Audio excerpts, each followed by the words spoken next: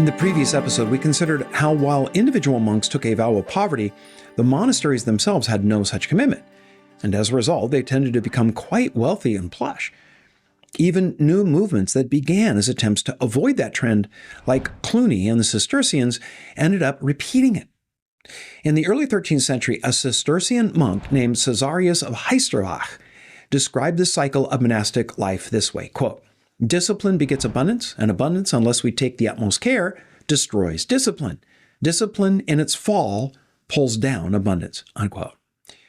Methinks that applies not just to monasteries, but to nations and societies as well. During the Middle Ages, there were frequent calls for a return to the simplicity and poverty of the original apostles, but the popes tended to resist them. That changed with Pope Innocent III. He was open to reform so long as it did not weaken the authority of church officials.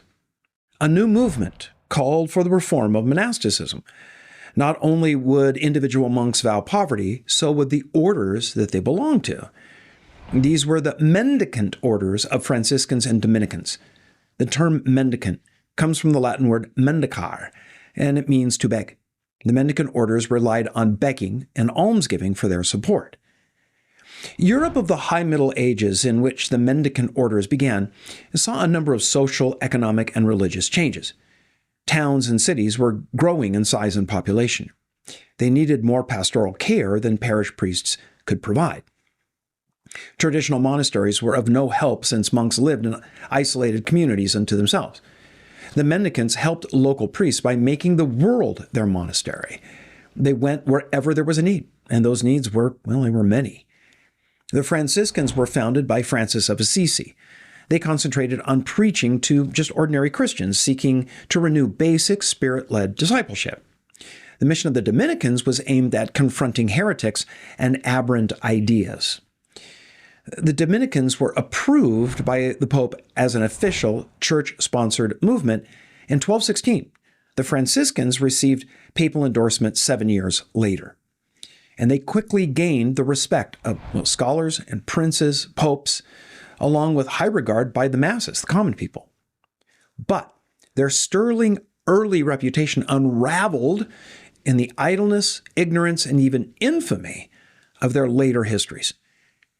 At a time when the spirit of the Crusades was waning and heresies threatened orthodoxy, the Italian Francesco Bernardone and the Spaniard Dominic de Guzman united in reviving the spirit of the Western Church.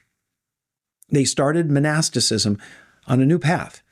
They embodied Christian philanthropy and were the sociological reformers of their age.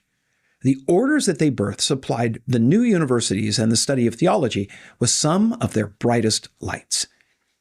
But two temperaments could scarcely have differed more widely than those of Francis and Dominic. The great writer Dante described Francis as a flame, igniting the world with love. Dominic, he said, was a light, illuminating the world. Francis was the most unpretentious, gentle, and lovable of all the greats of monastic life. Dominic was cold, systematic, austere. Francis was greater than the order that sought to embody his ways. The Dominicans became greater than their founder by taking his rules and building on them.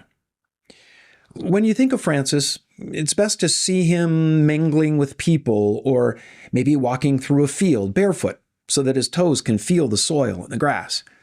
But Dominic, when you picture him in a study, surrounded by books, or maybe in a court pleading a case. Francis's life work was to save souls. Dominic's was to defend the church.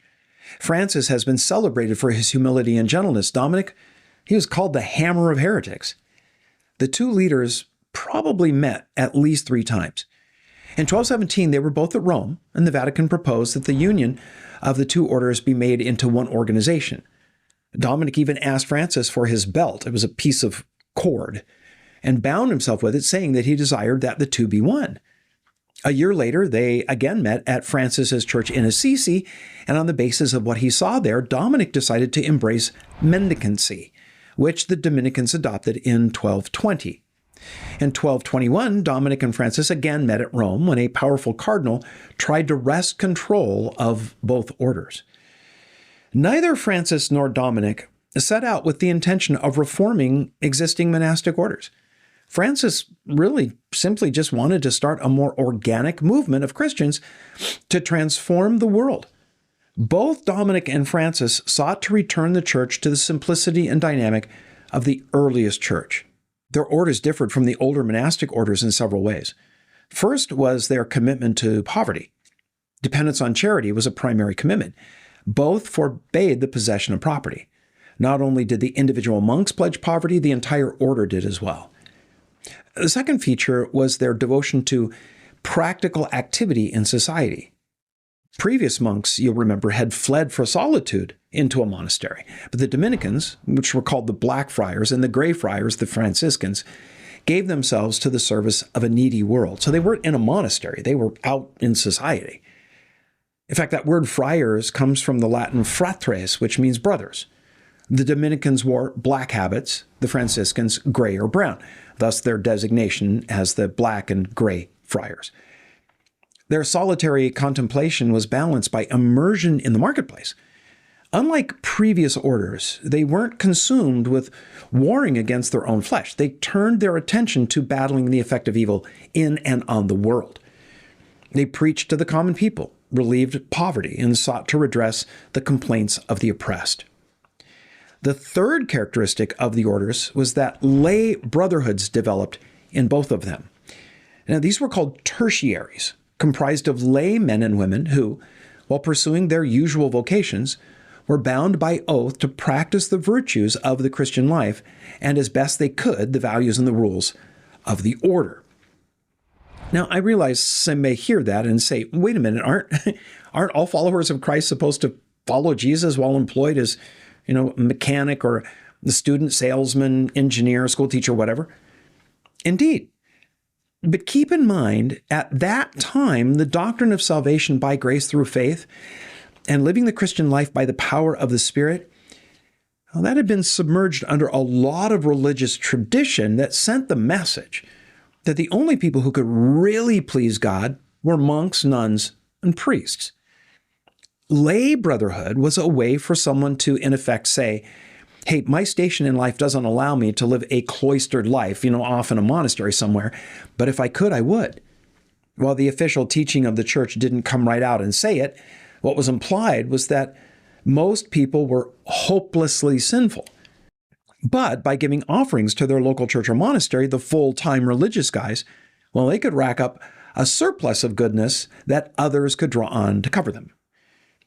Now, as an aside, while that may sound absurd, don't many, in fact, repeat that error today? What about the husband who hopes that his believing wife is religious enough for both of them? Or the teenager who assumes that his family's years of going to church will somehow reserve his or her spot in heaven?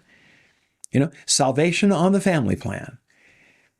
The lay brotherhoods of the tertiaries was a way for commoners to say, yeah, I don't really buy that surrogate holiness thing. I think God wants me to follow him and not trust someone else's faith and good deeds.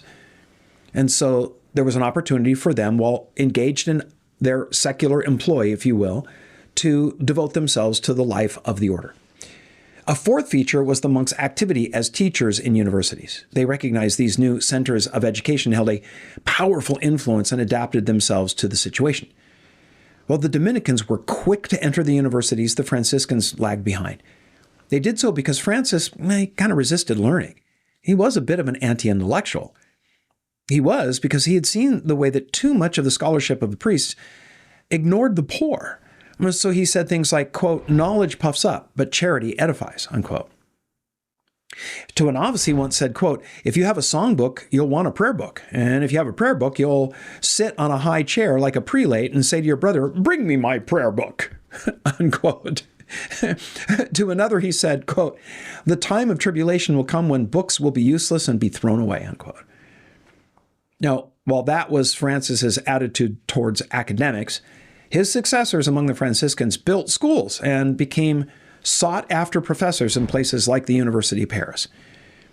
But really, the Dominicans led the way and established themselves early at the seats of the two great continental universities, Paris and Bologna. They furnished the greatest of the academics, Thomas Aquinas, Albertus Magnus, Durandus. They were Dominicans. But John of St. Giles, Alexander Hales, Adam Marsh, Bonaventura, Dune Scotus, Ockham, Roger Bacon, they were all Franciscans. Now, the fifth notable feature of the Mendicant Orders was their relatively quick approval by the Pope. The Franciscans and Dominicans were the first monastic bodies to vow allegiance directly to him, to the Pope, rather than to the Church. No bishop, abbot, or general chapter intervened between their orders and the Pope. He was their direct leader. The two orders became his bodyguard and proved themselves really a bulwark of the papacy. The Pope had never had such organized support before. They helped him establish his authority over the bishops and the cardinals. And wherever they went, which was everywhere in Europe, they made it their business to establish the principle of the Vatican's supremacy over princes and realms. The Franciscans and Dominicans became pretty much the enforcement arm for doctrinal orthodoxy. They excelled all others in hunting down and rooting out heretics. In southern France, they wiped out heresy with a river of blood. They were the leading instruments of the Inquisition. Torquemada was a Dominican. As early as 1232, Gregory IX officially authorized the Dominicans to carry out the Inquisition, and in a move that had to send Francis spinning at top speed in his burial plot, the Franciscans demanded the Pope grant them a share in the gruesome work. The rapid growth of the orders in number and influence was accompanied by bitter rivalry between the two. The disputes between them were so violent that in 1255, their generals had to call on their monks to stop fighting. Each order was constantly jealous that the other enjoyed more favor with the Pope than itself. It's sad to see how quickly the humility of Francis and the desire for truth in Dominic were set aside by the orders that they gave rise to. Because of the papal favor that they enjoyed, monks of both orders began to intrude into every parish and church, incurring the hostility of the clergy whose rights they were usurping. They conducted priestly services. You'll remember something monks were not authorized to do. They heard confession, granted absolution. They even performed the Mass. Again, not authorized to do it. Though they'd begun as reform movements, they eventually delayed Reformation because they degenerated into obstinate obstructors of progress in theology and society. From being advocates of learning, they became props to ignorance. The virtue of poverty was not but a thin veneer for a vulgar and indolent insolence. These changes set in long before the end of the 13th century, which was the same century that the Franciscans and Dominicans had their birth. Bishops opposed them. Regular clergy complained constantly about them. Universities ridiculed and denounced them for their mock piety and abundant vices. They were compared to the Pharisees and the scribes. They were declaimed as hypocrites, and bishops were urged to purge them from their dioceses. Cardinals and princes repeatedly appealed to the popes to end their intrusions into local affairs, but usually popes were on the mendicant side. In the 15th century, one well-known teacher listed the four great persecutors of the church as tyrants, heretics, antichrist, and the mendicants. All of this is a sorry come down from the lofty beginnings by their founders. We're going to take the next couple of episodes to go into a bit more depth on these two leaders and the orders that they founded. As we end, I want to again ask you, if you are enjoying these videos, please like and subscribe to the Enduring Word YouTube channel. Thanks.